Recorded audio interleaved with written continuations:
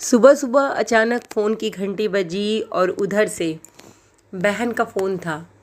भाभी, जो मैंने भैया के लिए राखी भेजी थी क्या मिल गई आप लोगों को? भाभी ने जवाब दिया, नहीं दीदी, अभी तक तो नहीं मिली। बहन ने जवाब दिया, भाभी कल तक देख लीजिए, अगर आपको राखी नहीं मिली तो मैं खुद आऊँगी राखी लेकर। मेरे रहते भाई का हाथ सूना रह जाए, लानत है मुझ पर।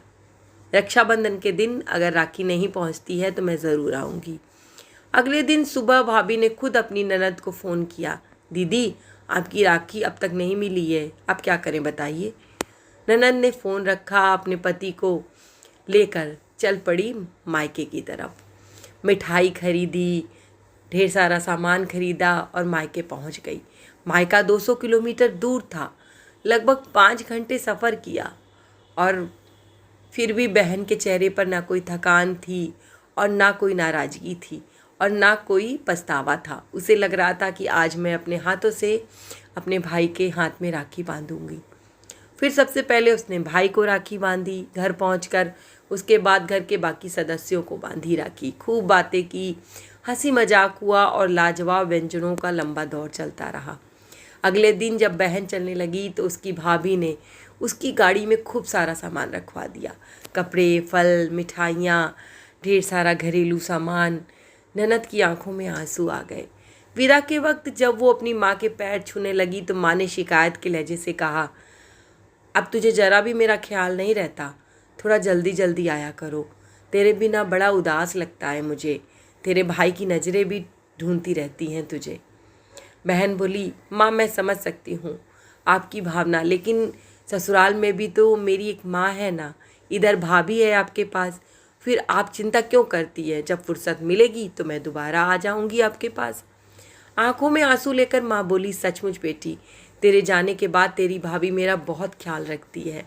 देख, तुझे बुलाने के लिए उसने कैसा झूठ रचा। झूठ? ननद चौंक गई। कैसा झूठ माँ? भाभी ने क्या झूठ बोला? तुझसे झूठ बोला कि तेरी राखी नहीं आई। तेरी राखी तो 2 दिन पहले ही आ गई थी। हम सब बहुत उदास थे जब तेरी राखी आई, क्योंकि हमें लगा कि तू नहीं आएगी। पर बहू ने कहा कि आप दीदी को बिल्कुल मत बताना कि राखी आ गई है। राखी ना आने का जब मैं बताऊंगी तो राखी बांधने के बहाने ही दीदी इस बार ज़रूर आएगी। वो 4 सालों से मायके नहीं आई हैं। बहन ने अपनी भाभी को कसकर पकड़ लिया, बाहों में जकड़ लिया और रोते हुए बोली, भाभी, अगर आप जैसी भाभी हर घर में हो तो ननद को कभी भी अपना मायका नहीं छोड़ना पड़ेगा। माँ के जाने के बाद भी जो घर सूना लगता है वो घर सूना नहीं लगेगा। ये तो माँ ही होती है। आप जैसी भाभी पर मुझे गर्व है। नंद और भाभी की आंखें डबडबा गईं। बहन रास्ते भर गाड़ी में गुमसुम बेहद खामोशी से अपनी मायके की खूबसूरत सुनहरी मीठी यादों मुठ में लिपटी हुई लगातार यही प्रार्थना कर रही थी, हे ऊपर वाले, ऐसी भाभी हर बहन को मिले। तो दोस्तों, आज आपको ये छोटी सी कहानी कैसी लगी? पसंद आई हो तो आगे शेयर ज़रूर कर दीजिएगा। धन्यवाद दोस्तों।